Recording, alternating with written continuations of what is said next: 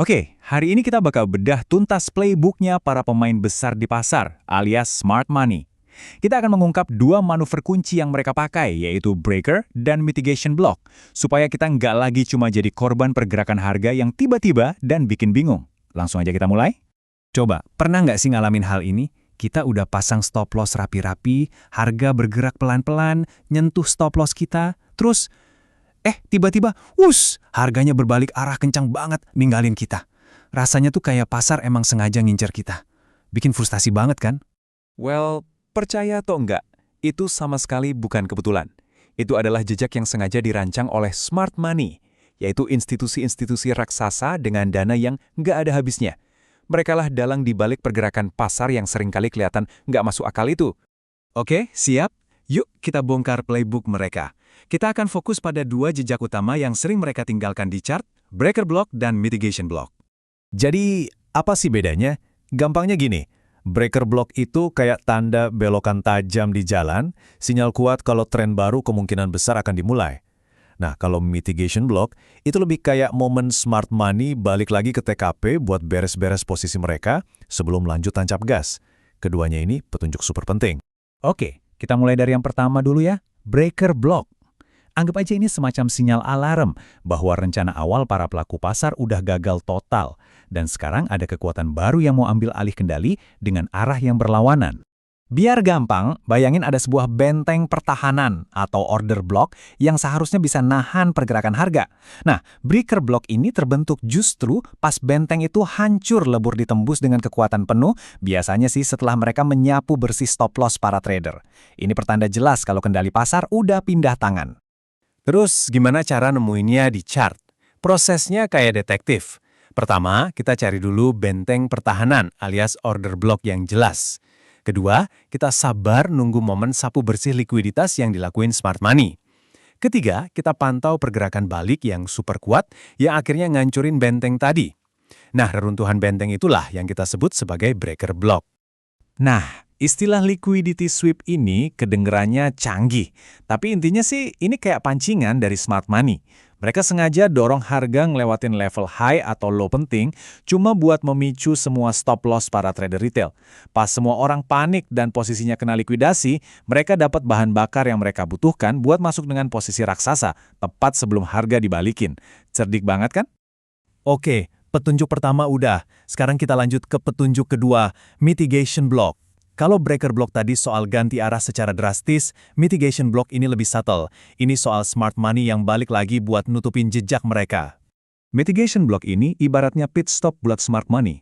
Ini adalah zona di mana harga sengaja ditarik kembali biar mereka bisa nutup posisi-posisi kecil yang mungkin nyangkut atau merugi pas mereka lagi ngelakuin manuver sebelumnya. Setelah bersih-bersih selesai, barulah mereka siap melanjutkan tren utama dengan kekuatan penuh. Cara ngeidentifikasinya sedikit beda nih. Kita mulai dengan cari momen pas harga mulai kehabisan bensin, gagal bikin puncak yang lebih tinggi atau lembah yang lebih rendah. Kegagalan ini jadi pemicu pergeseran struktur pasar. Nah, area support atau resisten terakhir yang nggak kuat nahan harga, itulah yang bertransformasi jadi mitigation block kita. Oke, teori cukup ya. Sekarang yang paling seru, kita lihat langsung gimana cara pakai jejak-jejak ini buat ngebangun strategi trading yang bisa kita terapkan langsung di chart. Oke, kita lihat contoh di GBP USD. Perhatiin deh, di sini pasar jelas lagi dalam tren turun. Harga terus bikin puncak dan lembah yang makin rendah.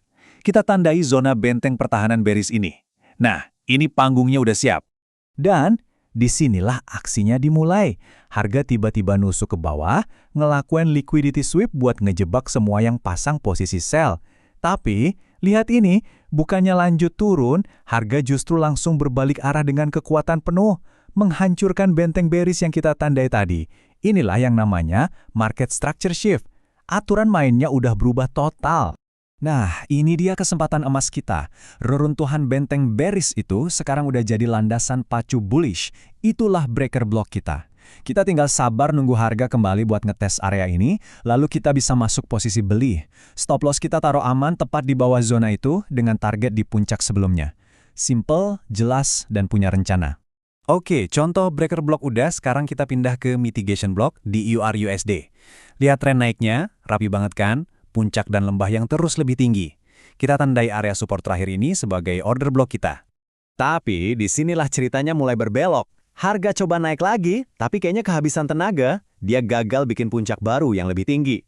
Malah sebaliknya, harga justru anjlok, nembus area support kita, dan memicu market structure shift ke arah bawah. Nah, area support yang jebol tadi sekarang bertransformasi jadi mitigation block. Kesempatan kita ada di sini. Kita bisa pasang posisi jual saat harga kembali ke zona ini untuk beres-beres. Ini adalah momen pit stop smart money sebelum mereka lanjutin perjalanan ke bawah. Kita bisa coba numpang di arus baru ini. Nah, ini nih bagian yang paling penting yang sering orang lewatkan. Kedua konsep ini tuh sering kali nyambung. Bayangin, sebuah breaker block yang udah ditembus. Nah, ketika harga balik lagi untuk ngetes area itu, area pengujian itulah yang sering kali berfungsi sebagai mitigation block. Keduanya itu kayak dua sisi dari koin yang sama, ngasih kita cerita yang jauh lebih lengkap tentang apa sih maunya pasar. Eits, tunggu dulu, kelihatannya gampang kan? Tapi nggak ada strategi yang 100% sempurna. Sebelum kita benar-benar terjun, kita harus tahu dulu apa aja jebakan-jebakan umum yang bisa bikin kita salah langkah. Ada 3 dosa besar yang harus kita hindari.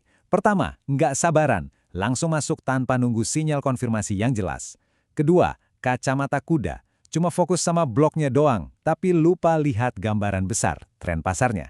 Dan yang ketiga, yang paling sering, perspektif sempit, alias cuma analisis di satu time frame aja. Ini bahaya banget. Jadi solusinya gimana? Kuncinya satu, selalu pakai multi time frame. Ini aturan wajib. Pakai time frame yang lebih besar untuk nentuin arah angin utamanya kemana, dan pakai time frame yang lebih kecil buat cari waktu yang pas buat masuk.